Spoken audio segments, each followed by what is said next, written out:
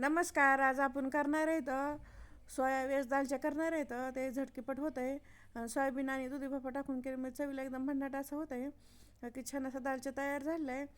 Video पूर्ण बघा, skip करू नका. रेसिपीला सुरुवात करू.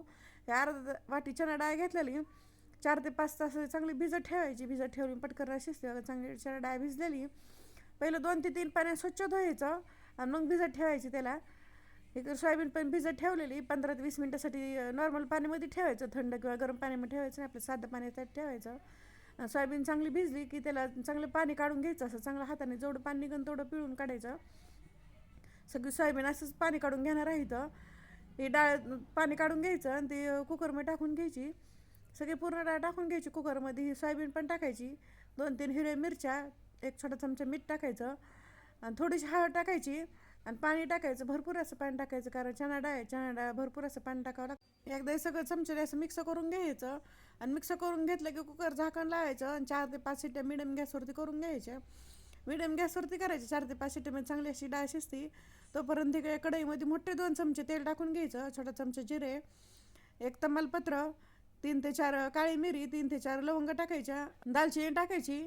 जिरे चांगले फुलले की हे खडे मसाले टाकून घ्यायचं. मग त्यामध्ये मिडियम साईजचे 2 कांदे घेतलेले आहे, ते बारीक कापून घ्यायचे आणि ते टाकून घ्यायचे. चांगले कांदे पण गुलाबी रंग येईपर्यंत परतून घ्यायचं. चांगलं कांद्याला असं गुलाबी कलर आला की त्यामध्ये 2 टमॅटो घेतलेले आहेत, लाल टमॅटो घ्यायचे आणि थोडंसं मीठ टाकायचं. मीठ टाकलं टमॅटो पटकन असं मऊ होत आहे आणि मिक्स करून घ्यायचं. गॅस बारीक करायचा आणि बारीक गॅस करून झाकण ठेवायचं आणि 3 ते 4 मिनटासाठी टमॅटो मऊ करून घ्यायचं. चांगला असं टमॅटो मऊ झालेला आहे. एकदम मिक्स करून घेऊन आता त्यामध्ये आपण पावडर मसाला टाकणार आहे. 1 चमचा धनिया पावडर, छोटा चमचा गरम मसाला आणि 1 चमचा लाल तिखट टाकलेलं आहे. तिखट आपल्या आवडीप्रमाणे कमी जास्त करायचं. ते टाकून मिक्स करायचं. पावडर मसाला टाकताना गॅस बारीक ठेवायचं. मोठा गॅस केला तर पावडर मसाला पटकन असं जळतं.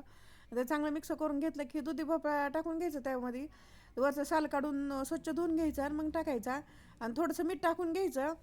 मीठ टाकलं मग दुधी भोपळ्याला पाणी सुटतंय आणि मीठ आपण डाळ शिजताना पण टाकलेलं आहे, टमॅटो मऊ करताना पण टाकलं आहे. त्यामुळे आता थोडंसंच मीठ टाकायचं आणि चांगलं मिक्स करून घ्यायचं. 3 ते 4 मिनटासाठी फक्त दुधी भोपळा असं वाफलून घ्यायचा, पाणी न टाकता. दुधी भोपळा चांगलं वाफलून झालं की चांगलं एकदम मिक्स करून घ्यायचं आणि मग त्यामध्ये पाणी टाकणार आहे. अर्धा ग्लास पाणी टाकायचं, गरमच पाणी टाकायचं, थंड पाणी टाकायचं नाही. आणि मिक्स करून घ्यायचं आणि झाकण ठेवायचं.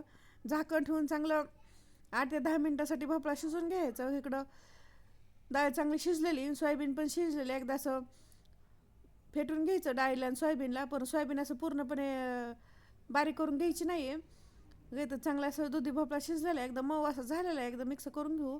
बघा चांगला असं दुधी भोपळा झालेला आहे आणि कलर तर खूप छान असा आलेला आहे. त्यामध्ये ही शिजून घेतल्या डाळ टाकून घ्यायची. सगळी डाळ टाकायची आणि एकदम मिक्स करून घ्यायचं. खूप अशी डाळ घट्ट आहे, त्यामध्ये गरम पाणी टाकायचं कारण एवढं असं घट्ट दालच्या नसतंय. त्यामध्ये गरम पाणी टाकून मिक्स करून घ्यायचं. आता जरी आपल्या पातळ दिसत असलं तर जसं थंड होईल तसं ते घट्ट होऊन जातं आहे कारण चणा डाळ आहे त्यामध्ये.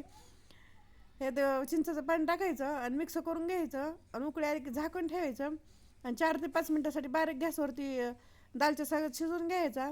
बाकी छान असा दालच्या तयार झालेला आहे. सोयाबीन एकदम अशी बारीक मॅश करून नाही घ्यायची, असे थोडं थोडं तुकडेच राहून द्यायचे म्हणजे खायला खूप छान असं लागत आहे.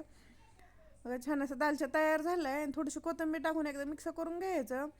झटकीपट दालच्या तयार होत आहे आणि चवीला एकदम भन्नाट असं होत आहे. यातले खडे मसाले आहे ते काढून टाकायचे आता आणि दालच्या आता प्लेटमध्ये टाकून घेऊ की छान असं दालच्या तयार झालं आणि त्यामध्ये सोयाबीनचे तुकडे खूप छान असं चवीला एकदम भन्नाट असं लागत आहे. वरून थोडीशी कोथिंबीर टाकून घ्यायची. कुणी करू शकेल इतक्या सोप्या पद्धतीने हे दालच्या तयार झालं आहे आणि एकदम घरच्या साहित्यामध्ये चणा डाळ सोया दाल ते तयार झालं आहे. तेही झटकीपट तयार होते. हे माझी रेसिपी कशी वाटली कमेंटमध्ये नक्की सांगा. लाईक करा, शेअर करा आणि चॅनल जर नवीन असेल सबस्क्राईब करा आणि बेल आयकॉन दाबायला विसरू नका.